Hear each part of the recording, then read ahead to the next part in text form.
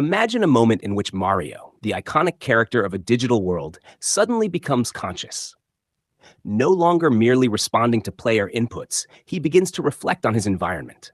The platforms that appear with mathematical precision, the gravity that never fails, the enemies that behave according to consistent patterns, and the invisible rules that govern everything he can do. From inside his world, Mario cannot see the code, the console, or the human hands holding the controller. Yet the more he reflects, the more implausible it seems that such an ordered and purposeful reality emerged from sheer accident. The levels are not random. They are arranged to teach skills, increase difficulty, and reward progress. Even without direct evidence of a programmer, Mario could rationally infer that his world points beyond itself to an intelligent source. This thought experiment reveals a deep philosophical insight. A being embedded within a system may never access what lies outside it directly, but can still reason about its existence through the structure, coherence, and apparent intentionality of the system itself. Mario's situation mirrors the human condition in a profound way. Like him, we inhabit a reality governed by stable laws and mathematical regularities. Gravity behaves consistently, physical constants fall within extraordinarily narrow ranges, and the universe is intelligible through abstract equations written in the language of mathematics. These features provoke the same question Mario might ask: why is there something structured rather than nothing chaotic? Philosophy calls this type of reasoning inference to the best explanation. Mario cannot empirically prove the existence of a programmer, yet the hypothesis of design explains his experience better than blind randomness. Similarly, humans cannot step outside the universe to inspect its source code. But we can reflect on whether a universe filled with order, information, and intelligibility is more plausibly explained by pure chance or by some deeper principle of intelligence. This does not constitute scientific proof, but it is rational justification, reason working at the boundary where empirical observation ends and metaphysical reflection begins. The demand to scientifically prove God misunderstands both science and divinity.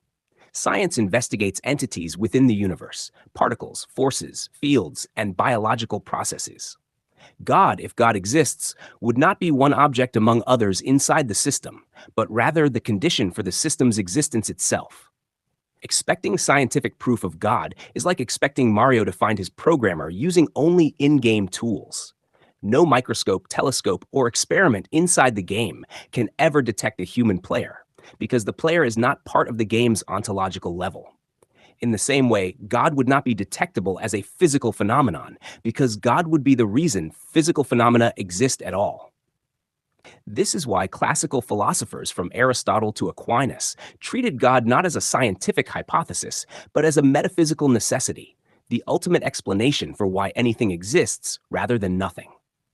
Modern cosmology deepens the analogy. The constants of nature, such as the strength of gravity, the charge of the electron, and the rate of cosmic expansion, are fine-tuned to astonishing precision.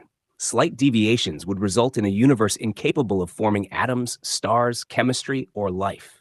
This situation resembles a game so perfectly calibrated that every mechanic works in harmony to produce meaningful play. Some argue this can be explained by a multiverse. Infinitely many universes exist, and we happen to occupy the one that supports life.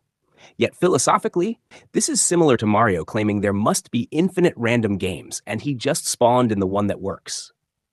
Both the designer and the multiverse are unobservable, but the designer hypothesis is simpler, requiring fewer assumptions. Fine-tuning, therefore, does not prove God, but it strongly suggests that reality behaves more like a crafted system than a cosmic lottery. Ultimately, the deepest significance of the Mario analogy is not whether it proves God, but what it reveals about the nature of human inquiry. We are conscious beings embedded in a reality that we did not create, governed by laws we did not choose, capable of understanding itself through abstract reason. Like Mario, we experience meaning, beauty, moral intuition, and a sense of purpose that cannot be reduced to mere physical mechanics. Perhaps God remains hidden, not because evidence is absent, but because total proof would eliminate freedom, turning existence into a solved problem rather than a lived mystery.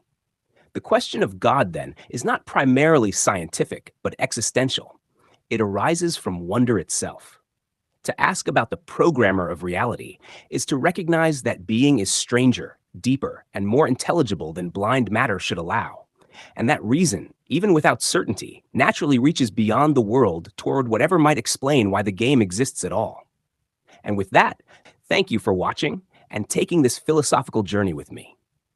If you enjoyed this kind of reflection and want more content exploring big ideas about reality, consciousness, and meaning, make sure to like the video, subscribe to the channel, and stay curious, because the most important questions are often the ones that never fully end.